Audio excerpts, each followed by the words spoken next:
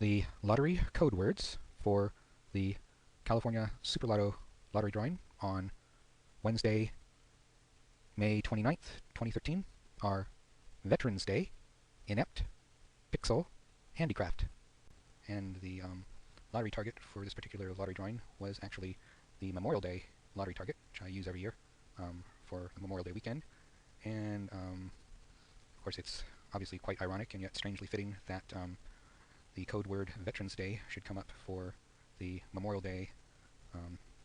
lottery results. Actually, these results were 2 days after the actual Memorial Day holiday, but as is so often the case when there's this Ouija board effect, where you have a strangely fitting lottery code word come up in conjunction with a particular field consciousness event, there's always instances when the field consciousness seems to influence the lottery results that are coming up either before or after the actual day of the field consciousness, as has happened here.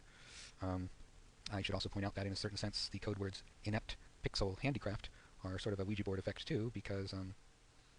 what I did here is I used an electronic stylus to write in the lottery code words, at least the lottery code words Veterans Day and Inept Pixel, because I was using an old lottery target which preceded the subsequent sort of lottery targets that I've been using, which do not have the central triangular shapes to them, which was originally used for inscribing lottery numbers, but then after I started changing the format of the lottery targets and just using code words that are printed out with a print font parallel to the baseline of the lottery target, rather than trying to print them on the sloping left and right sides of the triangle. I haven't attempted writing in the lottery code words like this in the past using an electronic stylus. I would normally just print out the lottery target and write the code words in using a marking pen and then take a photograph of that. But since I didn't have a printout of this particular Memorial Day target handy, I decided to try using the electronic stylus to write in the lottery code words. So I think I did a fairly good job, but apparently my subconscious was telling me that it was Inept, Pixel, Handicraft. Anyway, this is just a special occasion since I haven't created a lottery code word video for quite a long time, but I thought this was a particularly remarkable example of what I call the Ouija board effect, where my subconscious mind is influencing the random number generators that generate the lottery results, and then the lottery numbers determine what code words will come up. In this case, Veterans Day seems particularly appropriate because this the interior triangle where you have the Vietnam veteran and his son touching the face of the Vietnam Veterans Memorial in Washington, D.C. So I actually used that part of the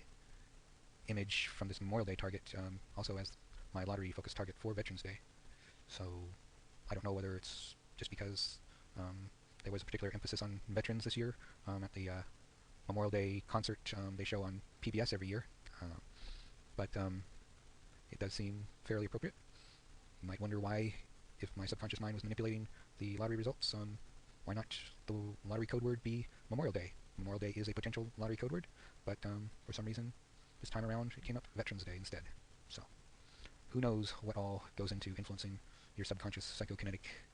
potential and activity. Here is a lottery target which I created after I saw what the lottery code word results were on the Super Lotto drawing for Saturday, December 22nd, 2012, which was of course the day after the notorious Mayan Doomsday prophecy 12-21-12, which was rather uneventful, except perhaps for the fact that we got these somewhat interesting lottery code words coming up the following day: Spiral Galaxy, Solar Flare, Prominence, and Pennsylvania. So I was intrigued by the fact that Pennsylvania, which seemed somewhat extraneous to the other three code words, which all had astronomical significance, but then I realized by doing a Google search of combining all the words together and coming up with the fact that there's actually a science fiction novel called Solar Flare, which takes place in large part in the state of Pennsylvania, involving Amish communities that are doing just fine after a massive solar flare knocks out the entire power grid and other electronic communications systems of the entire world. So I don't know whether that had anything to do with it, but it is an interesting